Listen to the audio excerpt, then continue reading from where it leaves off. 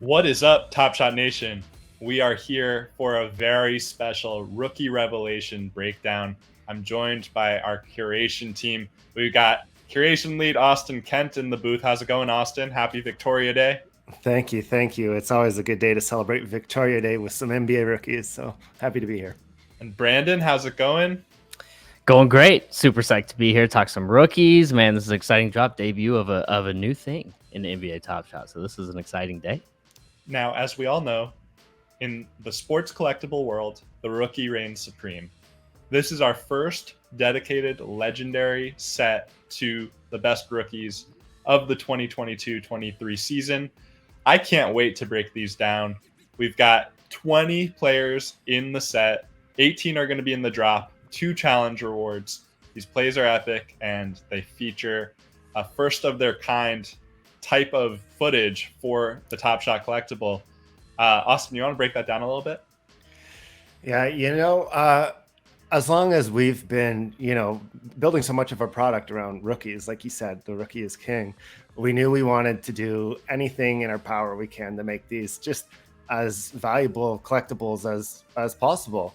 And what do people think of when they think of rookies? They think of the NBA draft. They think of these, elite athletes getting to that point that we all dream of, crossing the stage, shaking the commissioner's hand. And so being able to incorporate this footage, which just is such a great representation of, that first chapter of a rookie's career, to be able to blend that into these moments, these truly like grail moments for rookies, was something we wanted to do for a long time. And to be able to pull that together for Series 4 was very special. The Adam Silver Top Shot debut, much coveted. We're excited to have it. Without further ado, let's dive right into it. We're going to go in draft order here, save a few that are going to be the challenge awards for the end. But no better place to start than with the number 1 overall pick, the Rookie of the Year. Brandon, talk to me about Paolo Banchero. I mean, what can you say about Paolo Banchero? We've had quite a season with Paolo Banchero on NBA Top Shot. Just maybe the best rookie debut we have on the platform, in the rookie debut common set, where he just dunks it right over Corey Joseph. And now we see him legendary, or in the legendary set, Rookie Revelation, doing it at both ends. You just see how big he is, how athletic he is, how fast he is. I've been telling Austin all year, to me, he's like this crazy blend hybrid of Carmelo Anthony and Blake Griffin. And speaking of those two guys, Paolo Banchero, 11th rookie since the year 2000 to average at least 20 points per game. Blake Griffin and Carmelo Anthony are 2 of those other 11 guys. Great company. It's not like Orlando was a bad team. They had a lot of talent, and he leads that team in scoring and might already be their best player. And to see the year he put together this year, almost a unanimous Rookie of the Year. What a season. He's such an imposing person. It's the first thing you notice every time you watch him is just how truly big he is. It's crazy to think that we ever thought he wasn't going to be the number 1 pick, because here he is. It just makes perfect sense now looking back.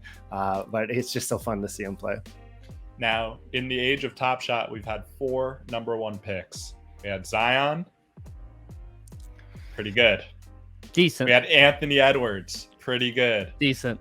We had Cade Cunningham. We'll get to the Pistons in a little bit here. Pretty good. And now we have Paolo. That is an epic 4-year run of number 1 overall picks. I think that Paolo's right up there with any of them based on rookie season alone.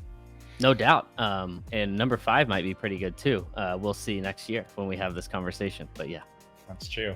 All right. Without further ado, let's go. Now we have, obviously, Chet Holmgren, the number 2 overall pick, went down with a season-ending injury before the season even started. Jabari Smith is going to be the challenge award. We'll touch on him in a bit. But let's go to the number 5 overall pick in Jaden Ivy here. Next up, Austin, you're a Pistons fan. Break down the thrill you had when you realized your Pistons were going to get Jaden Ivy. Yeah, he was just one of those players I was so excited for my team to get, just because I was so eager to have such an explosive, guard in the backcourt. Pair him next to Cade. That's just what I was sort of salivating over as a Pistons fan. So when the opportunity came up, when the Kings took Keegan Murray, great player in his own right, and we'll get to him later, but that left Jaden Ivey to team up with Cade, and I was just so excited to watch that. And from day one, he was fascinating to watch. His rookie debut is this awesome no-look assist, his first assist in the league. And that just kept going all season long. He's an incredible passer. He's an incredible athlete. And I love this moment in particular because, especially because of the thumbnail on it. It's one of the, in my mind, the best sports photos of the year. It was actually in the NBA fan favorite campaign for best pick. You just get to see the state of the Pistons, the good part of the state of the Pistons, all in one image, just with Jaden Ivy cramming it and Jalen Duren in the background. I love to see it. I love the teal. Jaden Ivy is such an explosive and exciting player to really rock that teal. So it was a bit of a down year in a lot of ways for Pistons fans in terms of the 17 wins and then dropping 4 spots in the lottery. We won't talk about that. But seeing Jaden Ivy just blossom in the backcourt, absolutely great. Yeah, nice situation for Ivy, right? I mean, like you said, Austin, maybe a down season for the Pistons, of course. But, man, they gave him the ball and they said go to work. And he got better and better and better as the season progressed. And he was named second team all-rookie. He had a case for first team. May have been a snub after all, but forced to play more point guard as Cade Cunningham went down and his assist numbers went up. That's only going to bode well for him and the Pistons and that young core going forward. Now, poor Yuta Watanabe had an incredible season for the Nets, really broke out as a true 3-and-D guy, but this is now his second time being featured on the receiving end of a poster from a rookie debut, rookie superstar dunking on him. With Anthony Edwards and Rising Stars, obviously, from Series 2 as the other. All right, we're going to move ahead here to one of my favorite rookies, a guy that really burst on the scene early in the season and established himself as a lethal scorer. Austin, talk to me a little bit about Benedict Mather. As a Canadian myself, I'm always thrilled to see the Canadian success stories. And we had a couple of them in the lottery. Matherin just hit the scene hard, came out of the gates swinging as hard as any rookie, just to see him step up as a fearless scorer right away. It was awesome, so that those first 2 months of seeing him in Indiana was really fun to watch. And I'm just excited to see where he goes from here, to be honest. Such a fun team. You see Tyrese there. That's going to be a fun backcourt to watch develop. So, no, it was definitely fun to watch that. And I'll be cheering for him with my patriotic duty. I'll be cheering for him, of course. And willingly coming off the bench all season long, which is not something you would expect from a top 6 pick, top 10 pick, a guy that scores as well as Benedict Mather does. Got 6th man of the year, 3rd place votes. You don't see that very often from a rookie. 17 points a game on the season, 2nd amongst all rookies. Just fearless going to the basket, and that's what you want out of a rookie. Like Austin said, they're gonna be scary going forward with those two guys. Yeah, early season chatter, very nearly the Ben Gordon Rookie of the Year, 6th man of the year, same season. He didn't quite get there, but he's going to be a force to be reckoned with for a while, and I wouldn't be surprised to see him finish his career as one of the top few guys in this draft. Certainly finish his rookie season up there. Brandon, we're going to go back to you because speaking of explosive leapers, we've got Shaedon Sharpe up next. Shaedon Sharpe, man, coming into the draft, he might have been the biggest unknown. Just what are you getting when you draft Shaedon Sharpe? Didn't see any of him in college, obviously, but everyone knew he had the talent. He had the skills. He comes in, he doesn't look raw really at all. I mean, maybe a little raw, but averaging 10 points per game over the course of the season.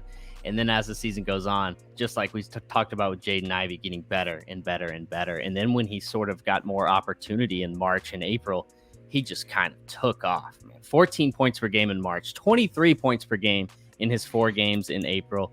His stock is rising rapidly. Here, a poster over Draymond Green, former Defensive Player of the Year, one of the best defensive players of all time. What's more legendary than that as a rookie? Epic thumbnail here, too.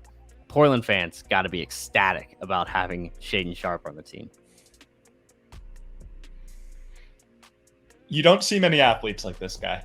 And it was funny. I feel like it only happens to Kentucky players where they are so highly, like Enes Kanter, obviously the other example of this, where in college, they're only a mystery, right? They never actually suit up, but they're still so highly touted and they're so impressive from the discussion that you've heard. They're still going to go top 10.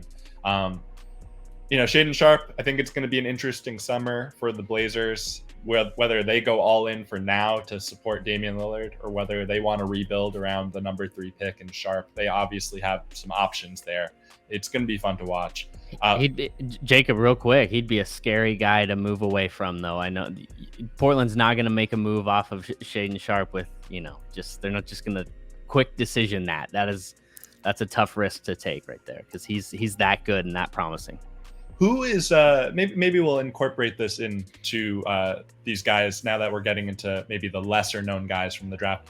Who's your NBA comparison as in terms of a vet for Shaden Sharp long term? I don't know, on the spot with that one. I'll go on the spot. I think I see a lot of J.R. Smith. Lethal shooter, lethal athlete, still needs to kind of develop the court vision and the instincts, but he can do it all. He's the perfect 2K player. Yeah, absolutely. That's a great thing to point out just about that. It's that timeless combination of being able to hit threes and just cram on people, right? So I love that. I love that J.R. Smith comp because supersized J.R. Smith, especially during those sort of prime years of J.R. Smith early in his career before he sort of became the role player alongside LeBron. Just a guy could drop 30 on you easy, put you on a poster, like the Denver days J.R. Smith. I can see that. I like that. J.R. Smith won 6th Man of the Year. He was, a very good Knick for a couple of years there. Let's move ahead. We've got a guy that maybe started the season a little slow, but scouts and experts are very high on long term, and that's Dyson Daniels. Yeah, Dyson Daniels, like you said, started a little slow, then really kind of found a groove there in January, playing heavy minutes for that Pelicans team that had an on and off season themselves. So he had some opportunity there, but he's a guy that can do a little bit of everything, and especially on the defensive end, which we don't get a glimpse here into, but that's really where a lot of people see his ceiling just through the roof. Dyson Daniels, a 6'8" point guard, can probably guard 4 positions going forward, but offensively 14, 8, and 9 in this game in his rookie revelation moment. So it just gives you a glimpse into like, wow, this guy, he's so well rounded already for a young rookie that is raw. A lot of these guys are raw. It's just a promising future for Dyson Daniels and the Pelicans. Yeah, you'll have to see the big guards with defensive chops. And, he was on a Pelicans team that for a while was sniffing, the home court in the West, before things sort of went south. So it's tough to really get just a ton of minutes to really show what you can do. But to be able to show that elite, sort of perimeter defense right away, plus all the rest of the potential, it's definitely an intriguing fit. And I'm excited to see what comes next for him.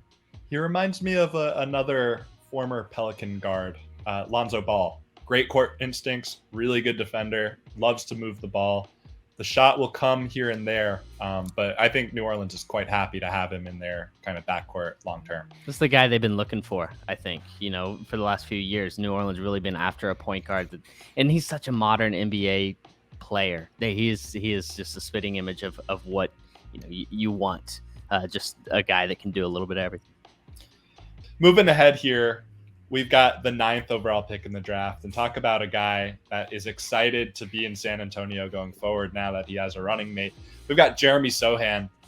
Austin, talk to me a little bit about Jeremy Sohan's game.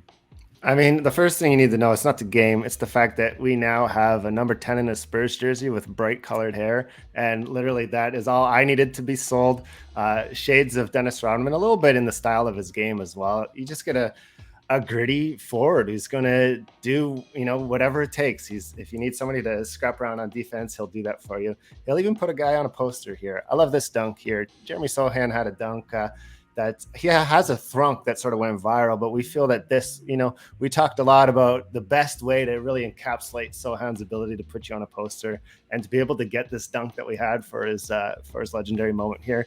It was really perfect, but certainly Sohan's impact is definitely 2 ways. Yeah, and a dunk on a guy, not just any guy. That's Jaren Jackson Jr., Defensive Player of the Year. This is a rookie coming and doing that, going down the lane. That takes some heart and takes some guts. And, not a lot of people were paying attention to San Antonio this year, but they're going to be next year. And people are going to find out about Jeremy Sohan. He had some really big-time games this season.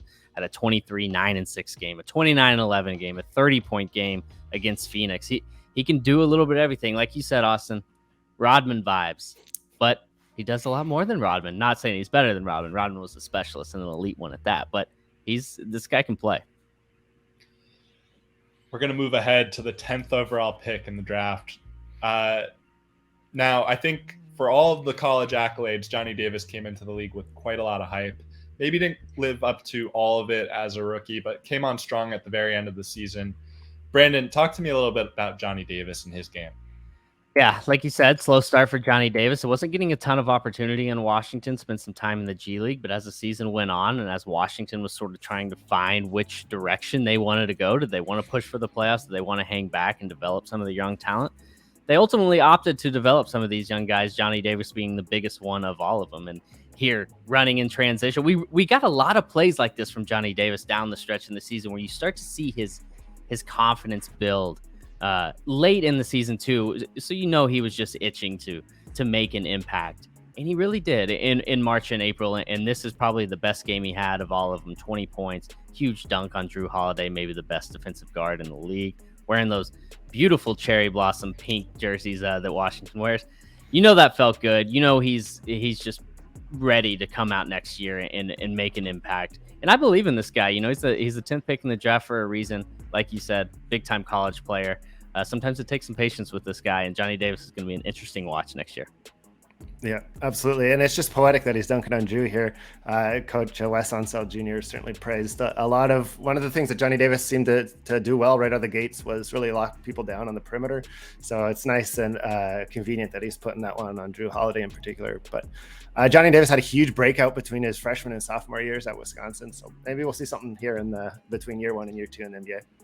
Now I'm going to go back to Brandon here for the next 2 picks because his Thunder were able to get 11 and 12. Obviously, my Knicks acquiring 3 first-rounders in the process to relent on the rights to Usman Jang. Brandon, what do we have in Usman Jang? I think it's a little bit still a mystery. Usman Jang, you want to talk about raw. We talked about Shaedon Sharpe. Now, Usman Jang might be that guy that is the most raw of any player in this field. But you see it here in this moment. This is what he's about. 6'10", moves like a guard. I like to compare his movement a little bit to Paul George, just how fluid and smooth he is. Now, obviously, he's not Paul George, but he is wearing that number 13, so you can trick yourself if you squint. But yeah, I mean, he really had some flashes this season in big time games too. It wasn't just throwing the towel games, garbage time games from the Thunder. He would play some big minutes like this one against Golden State where they got the win at home against the defending champions, beats the buzzer with the 3. I'm excited about his future because he can shoot the ball, he can play make a little bit. He's just gotta get more run and he'll get it figured out.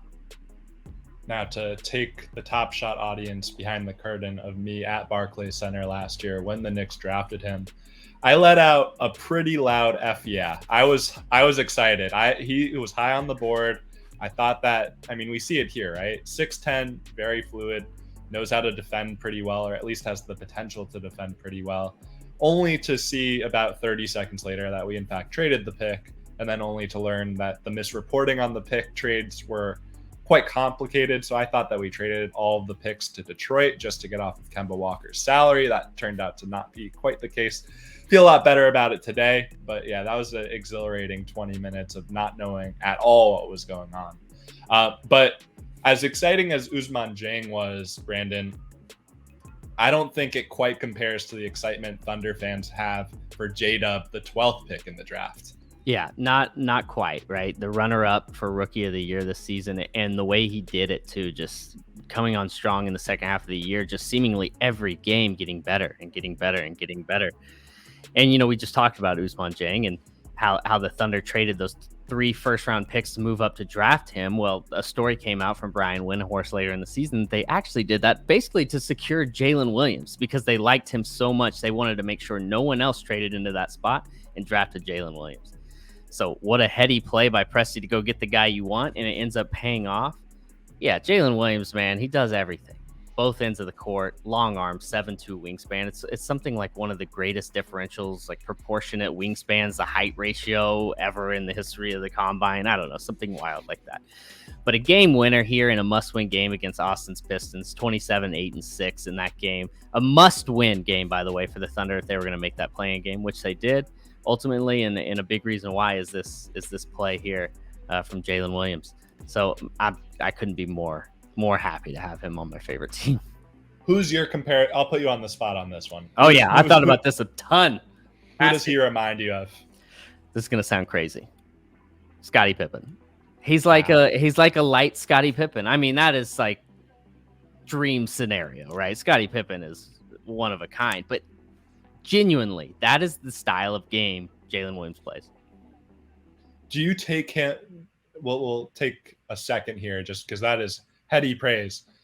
Long term, let's say 3 years from now, and you guys are in the Western Conference Finals, and you're going up against, I don't know, it's a hard example to run on, but I guess what I'm getting at is long term, who are you more bullish on as a perimeter defender between Jalen Williams and Lugan Stort?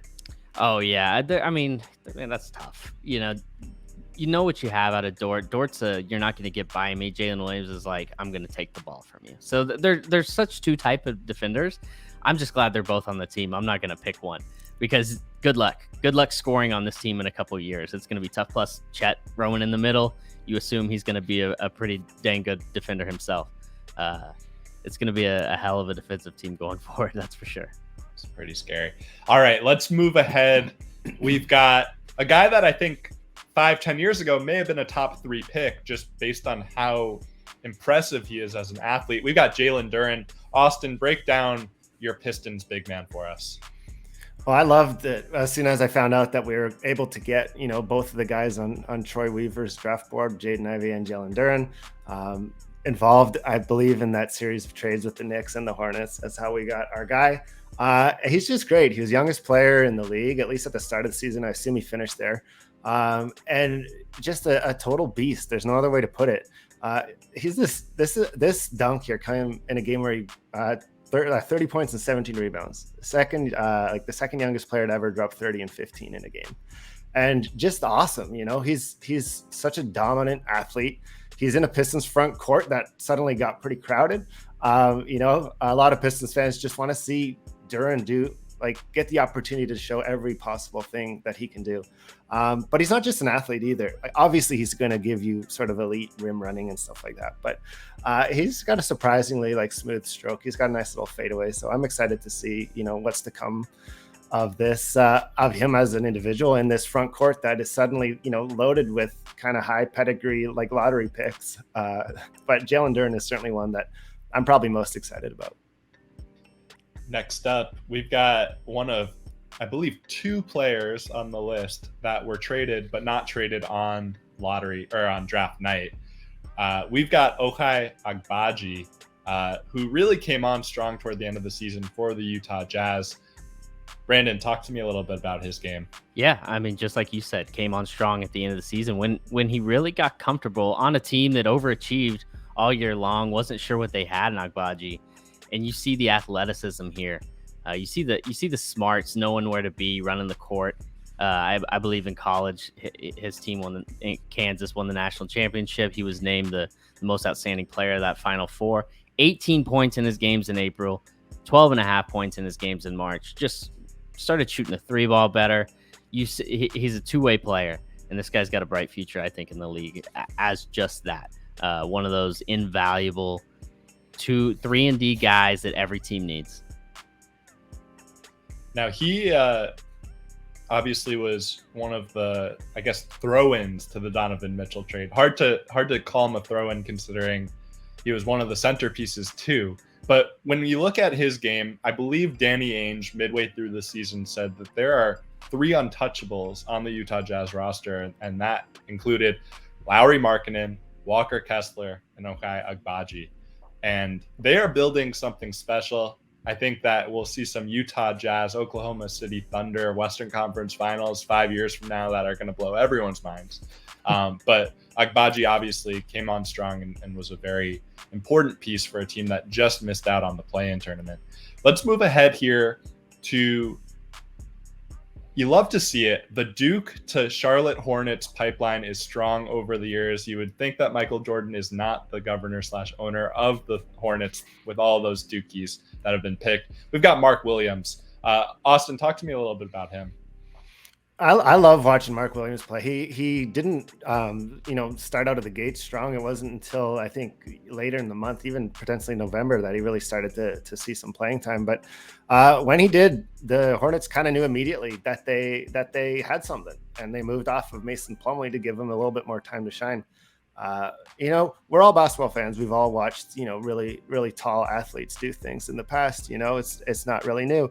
But Mark Williams is truly one of those guys with a physical presence that you just notice immediately. And the mobility is there too. I love this play too. This is a clutch play where he's able to, just block this shot and then just take it coast to coast himself for somewhat of a dagger. But I think Hornets fans are especially excited about what they've got here. It's an interesting time for that franchise, but certainly having as many good young guys just outside the lottery here in Mark Williams' case, the more of those you can sort of pack around a young core, the better. And so I think they're definitely got something with Mark Williams. Yeah, I love the Mark Williams story just throughout the season and how it just built as the season went on. Positive analytics across the board for a traditional big man rookie. You just don't really see. And he's one of those guys, especially on a bad team. He was on Charlotte, one of the 3 worst teams in the league. Per 36 numbers are crazy. I mean, 17 points, 13 rebounds, over a steal, and 2 blocks. Possibly a real two-way force, kind of as Austin was saying. Speaking of potential two-way forces long-term, we've got AJ Griffin from the Atlanta Hawks up next. He really, another Dookie, really established himself as a good shooter early in the season. Brandon, talk to me a little bit about his game. Well, first I want to kind of talk about this moment. His second, I'm pretty sure this was his second game-winning buzzer beater in like a span of 3 or 4 weeks, which is just absurd. And this was during the stretch where he was starting a lot of games for Atlanta as a spot starter as they were dealing with some injuries, and he didn't drop off at all. They felt very comfortable with him in the lineup. Super solid coming in the league. He's still 19 years old, I believe. Listen to these shooting splits as a 19-year-old player. A wing. On a good team, by the way, that made the playoffs. 47% from the field, 39% from 3, 89% from the free throw line. First rookie ever with shooting splits that good on the volume that he had. That's pretty impressive stuff. And I don't know if people realize that with AJ Griffin. I mean, this guy's solid. He looks like a pro out there. You don't realize he's a rookie. I'm excited about him. I'm excited about this moment. One of the guys I'll have my eyes on next year. Absolutely. Great stuff with that stat. Let's move ahead to another guy that could be a 3-and-D wing for a long time in this league. One of the most exciting rookies in the class. We got Tari Eason from the Houston Rockets. Austin, talk to me a little bit about him.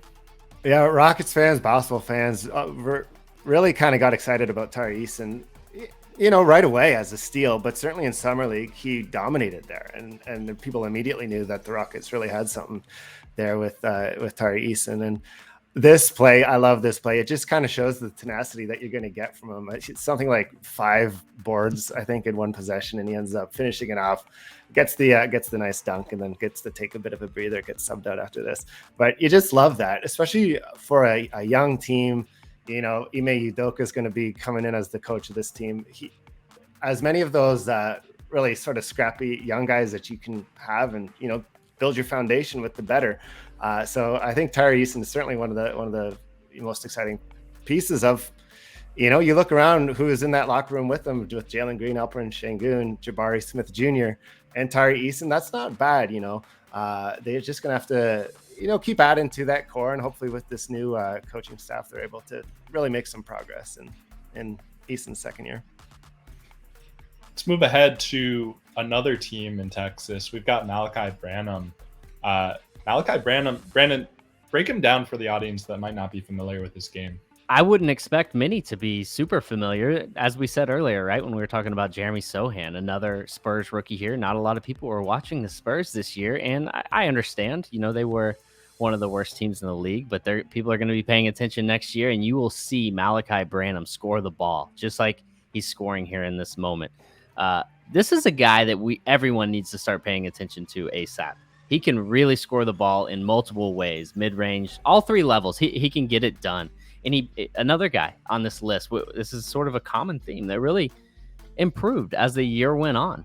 And that's really what you want, a guy that doesn't hit a rookie wall in December or in January and just continues chipping away and chipping away and getting better and getting better. Malachi Branham did that. I love this kid. I love his outlook on the game and the way he approaches it. He attacks the basket. He's not afraid to go try and score. 17 points a game in February. He really turned it on. It's fun to go back and look at that. And I mean, we're all going to be watching Spurs games next year, so you might as well go back and watch some Branham tape and get used to it. For such a young player, 19, he might have just turned 20. It's really fun to see that piece on what's going to be a fun Spurs team. Yeah, Jeremy Sohan, Malachi Branham, and then next year, whoever it is that they end up taking at number 1, that's going to be a fun team to watch. Let's move ahead to, I think, one of the guys that really surprised the league and how ready he was immediately. I believe he finished 3rd in Rookie of the Year voting. We've got Walker Kessler from the Utah Jazz. Brandon, talk to me a little bit about Walker Kessler. 22nd pick in the draft, Walker Kessler. And as you said, Jacob, 3rd in Rookie of the Year voting. Got some all defense votes. That's how impactful this guy was. Had 7 blocks in a game, I want to say twice this season, this being one of them. Just outstanding stuff from Walker Kessler. Just from watching games where the Thunder were playing the Jazz. You recognize immediately the impact this guy has and the control he has over the middle of the court. Block shots everywhere, whether he's on the ball or coming from the weak side. And it's not all he does. You see him running the floor there for the alley-oop. Walker Kessler that's the steal of the draft. I think it might be safe to say already. That's the steal of the draft, Walker Kessler. He's the reason Paolo's not a unanimous Rookie of the Year. He's the other guy that got a first place vote. And analytically, if you look at his impact, it's, you can, if you really want to lean on that analytics lens hard, you can see why. And let's not forget, the Jazz obviously ended up in the lottery out of the playoffs, but a pretty darn good team, a shockingly good team for the first big reason months why of the season. Yeah, huge reason why. They got it. Oh goodness, we can't go back and start looking at that trade again, but just go back and look at that trade again, and just know that Utah had Walker Kessler in addition to all the other stuff that they got. You got to think Danny Ainge is pretty pleased with himself. You would think so. Yeah, it does beg the question of, just even this past season, would Minnesota have been better off? And Rudy Gobert is obviously one of a kind as a defender, so it made sense to some at the time, but definitely a tough pill to swallow considering all that came with it. Let's move ahead to another guy that really came on strong, kind of out of nowhere to start the season, Andrew Nembhard with the Indiana Pacers. Austin, talk to me a little bit about Andrew Nembhard. I mean, Andrew Nembhard just immediately caught my eye, obviously, as a Canadian. But Nembhard's been great. His impact on this young Pacers team was felt pretty early. The Pacers fans were feeling pretty happy with themselves with both Mather and Nembhard. And Nembhard was looking solid. He's got a game winner under his belt. That made it into our For the Win set. But what we love just about this particular play as a sort of embodiment of what he did this year, first of all, look who he's doing this to. He's being D'd up by Steph, and he hits him with the crossover step back. What does he drop in this one? It's like 31 and 13. It just goes to show, basically what all these players can be capable if they end up in a right fit. But to be able to see Nembhard just do that for this Pacers team is awesome. And who knows what's going to, obviously he's got a pretty good, point guard and guards in the backcourt that he'll be developing with, but he's certainly shown that when given opportunities, he's able to deal some damage. So I'm excited to see that development. Yeah, started 63 games for Rick Carlisle, a veteran coach who clearly likes this guy, and that's not just for no reason, right? He can play. He's ready to play in the NBA today, as exemplified here in this moment. As you said, Austin, 31 points, 8 boards, 13 assists on the road in Golden State. On Steph Curry here, which is awesome just to see him get Steph Curry off balance like this. You get a glimpse of Curry's reaction in the moment as well. Like, did he really just do that to me? And listen to this real quick before we move on. He's the 7th player ever to put up those numbers, 7th rookie ever to put up those numbers in a game. The others, Oscar Robertson, Michael Jordan, Kevin Johnson, Steve Francis, Steph Curry, and Trae Young. Oh. Not bad, right? Decent company. So Nembhard, our only guy in this set that wasn't at the draft. So congrats to Andrew Nimhard. You broke through all improbabilities, and here you are. Now, last in the drop, we've got the Challenger Award still to get to after him, but we got Jayden Hardy from the Dallas Mavericks. You could see it from draft night. He has style. He's got flair. Austin, talk to me a little bit about Jayden Hardy.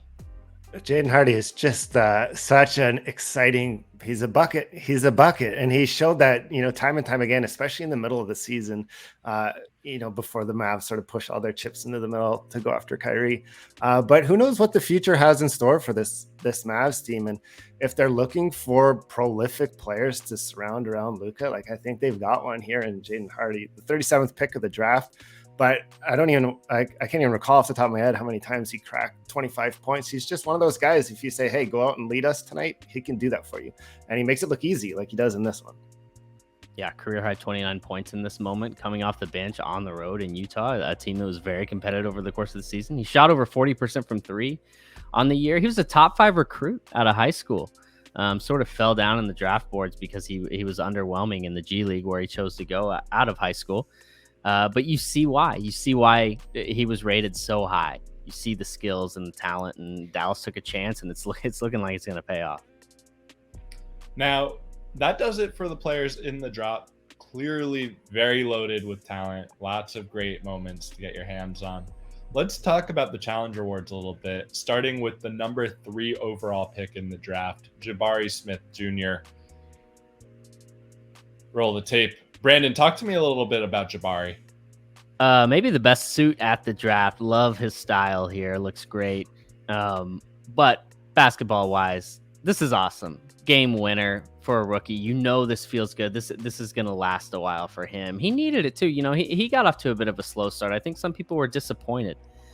But again, to match that same theme we have going with the rest of the drop, he built and built and built over the season, continued to get better. And this is kind of his game. This is what people really expected to see out of him. He's a really, really good shooter. And at his size, he can shoot over anybody. Off the dribble, hitting a game winner like this in the clutch. Against a really good Pelicans team, by the way. I think this was just a couple weeks after he dropped 30 as well. So you started to really see him catch his stride as the season went on. Great thumbnail. Jabari Smith, don't sleep on him, man. He's young. He's got a lot of room to grow. Yeah, he was basically the sort of consensus projected number 1 pick until 12 hours before the draft. That was a crazy day. And for a reason. It's that combination of, size and the ability to hit shots like this. And then the fact that he's able to do it in the Rockets pajama jerseys, I'm a happy camper. Yeah, between the Ivy teal and this Rockets jersey, we've got some good Rookie Revelation jersey fit checks we've got going on here. Let's move ahead to the final moment from the set.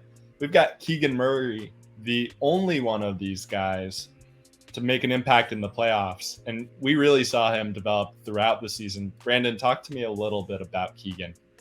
Yeah, as you said, it's such an impactful rookie on a really, really good team. Basically started every game for them over the course of the season. I think people were shocked when Sacramento took Keegan Murray over Jaden Ivy. And to Austin's delight, his team got Jaden Ivy. And I think both teams are excited about who they ended up with here. And you see why. Keegan Murray, this moment right here, this three-pointer, set the NBA record for most threes in a season by a rookie. I know it's 2023, but Keegan Murray did that this year. That's pretty impressive stuff. One Summer League MVP is where he really caught a lot of eyes. Coming out as a bit of an older rookie, I don't think many people were really paying attention.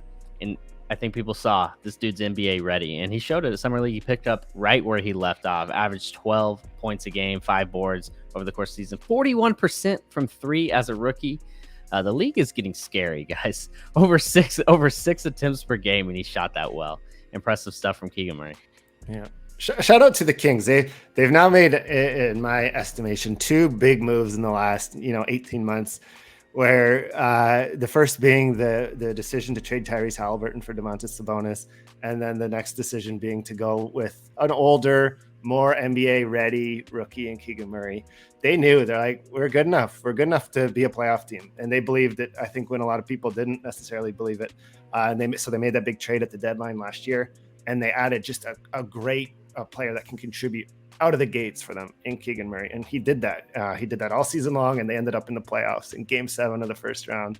I love to see stories like that. And, we talk about Keegan Murray being an older rookie, but he's still like 22 years old. I think there's plenty of room to grow for Keegan Murray for the next decade or so. And I'm excited to see what comes next from him. Yeah, well, I won't join you on the shout out train just because I think giving up on Tyrese Halliburton will be something they lament years from now. The Keegan Murray pick, excellent pick, really fits in well, plays alongside Harrison Barnes in their front court off of Sabonis super, super well. And reminds me of just a guy that is going to have a 10 to 15 year, very fruitful NBA career, hidden shots throughout. So there you have it, everyone. 20 of the best rookies from the class. Before we wrap, I think it's a good opportunity for you guys to maybe explain the criteria, like how we went about sourcing this set. Were there any rules that we put forth? Were there any kind of guidelines and guardrails that we really wanted to follow as we were procuring this type of legendary rookie set? Yeah, going back to what we talked about at the beginning of the call, we kind of knew, just with all the mystique and promise that surrounds rookies, that we really wanted to offer a really compelling sort of top tier premium offering, on our platform for these first year players. So we knew we wanted to have a big set that could be inclusive of rookies. You never know what a player is going to turn into. We've seen so many stories of players drafted 15th, 20th in the second round, wherever, that just blossom in the stars.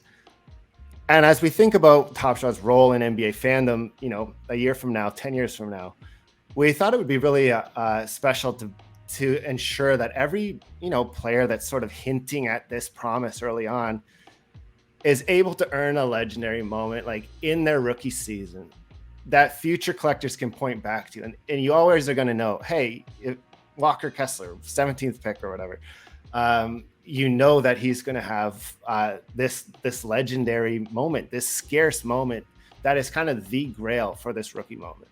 2 years from now, Jayden Hardy is knocking down the door of an all-star team. You're going to know that he had a moment, a legendary moment minted in his rookie season. And that's just a really intriguing sort of concept for us as we think about how collectors sort of approach rookies. This is a chance to sort of plant your flag in a rookie, to show that you support a rookie early on.